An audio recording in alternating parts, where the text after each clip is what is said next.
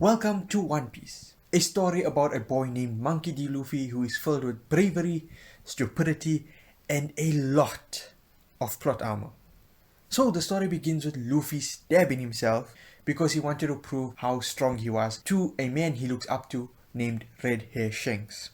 To celebrate his bravery, Shanks throws a party for him at the tavern and some bandits walk in, wreck the place. Luffy gets angry but Shanks laughs it off. The next day Luffy meets the bandits alone and then gets captured by the bandits. But don't worry, Shanks comes to save Luffy but gets distracted and gave the head bandit enough time to escape with Luffy into the sea.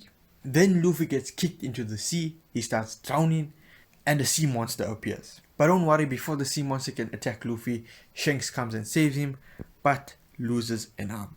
Luffy says he wants to become stronger, so Shanks gives Luffy his straw hat and makes a promise that Luffy should bring it back to him after he becomes a great pirate.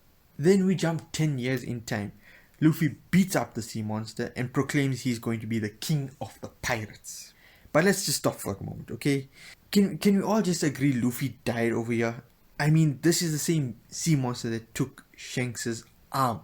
If Luffy could easily punch it, Shanks should have been able to do the same. I mean, just look here. The sea monster ate Shanks' arm, which means Shanks was close enough to punch the sea monster. And if Luffy can punch the sea monster now 10 years later as a teenager, Shanks should have been able to do the same. So either this is Luffy's plot armor or Luffy has already surpassed Shanks and he should just return the straw hat now, which I don't think is the case. Because I may be an idiot, but I know shonen manga. And Luffy shouldn't be able to defeat the sea monster that took Shanks' arm. Anyway, I'm just going to assume that Luffy died here and the rest of the story is Makino dealing with her grief by imagining Luffy going on adventures. Or it's just the plot armor I mentioned at the beginning. Okay, let's continue. So the next chapter starts where Luffy drowns in a whirlpool. I mean, I can't make this up. Literally the last chapter he fought a monster he shouldn't have defeated and now he's in the middle of a whirlpool. So I'm just gonna assume Luffy dies. Anyway, so now we are introduced to our new protagonist, Koby. No, not that one. This one here. So Koby is stuck on a ship with a woman pirate named Alvida.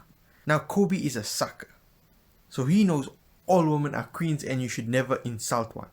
So even though Alvida is quite, let's say, aesthetically challenged, Koby still calls her the most beautiful woman on the seas. So Koby finds a barrel while working, which is haunted by the ghost of Luffy because I refuse to believe Luffy survived that whirlpool while in a battle.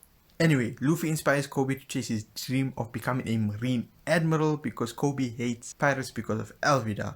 So Koby has to overcome his fear of pirates, especially Alvida, and actually tell her how she really looks. And I'm here like Koby, what's wrong with being a sucker? Don't disrespect women. You know, suckers are great. And if you want to be a sucker, you can. For the low price of $1, you can join my Patreon at patreon.com/okami-sama and gain the suckering on my Discord. After Koby hurts Alvida's feelings, Luffy punches Alvida. After defeating Alvida, Luffy and Koby get on the boat and Luffy flexes his plot armor by wanting a pirate hunter to join his crew. Koby calls him crazy, rightfully so. I mean, what kind of pirate wants a pirate hunter on their crew? But Luffy ignores him as he knows his plot armor will help him get Zoro. So we get to a naval base where Koby can enroll to become a marine, and conveniently it's the same place Zoro is imprisoned. Luffy finds Zoro, a little girl gives Zoro food, but it gets thrown on the floor by a guy named Helmeppo. Zoro asks Luffy to feed him the food that fell on the floor. Luffy tells the little girl that Zoro ate it. The little girl then tells them that Zoro is a good guy, and while this is happening, Luffy finds out that the Marines are actually going to kill Zoro, so Luffy decides Zoro will join his crew and goes to save him. So Luffy finds Zoro's swords, free him, Koby joins the Marines, and Luffy and Zoro set sail. By the way, I think this is quite important, as Zoro wants to be the world's greatest swordsman, which is very plot convenient for Luffy, just saying. They defeat evil Marine Man, and we get the first mention of the Grand Line. Koby says it's dangerous, but Luffy and Zoro are splitting from Koby, so it doesn't really matter. Zoro says they need a navigator since him and Luffy are no good at directions. And so, plot armor enters again.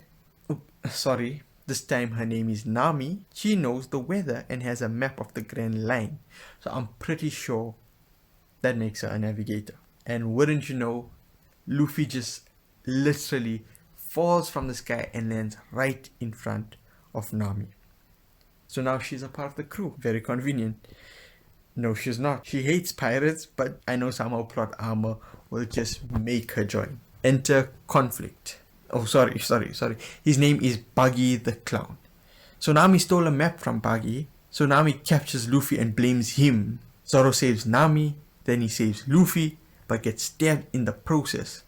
But he's a tough boy and carries Luffy to safety with that injury. While going to safety, they meet Chocho, who is just the best boy in the world. I mean, come on. He's there looking after his owner's shop, even after his owner died, and he knows his owner died. He knows his owner's not coming back, but he's still there. It brings a tear to anyone's eye. I mean, how can you hate such a good dog? Such a loyal companion. Enter Lion Guy. They destroy the pet shop. That's how you know they're monsters, because why would you do that to Chocho? He did nothing wrong. I mean, just why? Luffy sees this and delivers one of the most satisfying punches I've seen, getting revenge for our boy Chocho. Just look at this panel. You can literally feel that punch, and it's just so satisfying. Anyway, since Lion Guy was Buggy's right-hand man, this gives Luffy the motivation to fight them, as beating the Lion Guy wasn't enough revenge for our boy Chocho. I mean, we all know this. We need more than just one guy defeated. All these pirates need to leave this village now. They defeated Buggy and leave the island with Nami as the navigator. FYI, I think this might also be important, but Buggy knows Shanks. But that is the beginning of One Piece. Subscribe, like the video, and I'll see you all next time.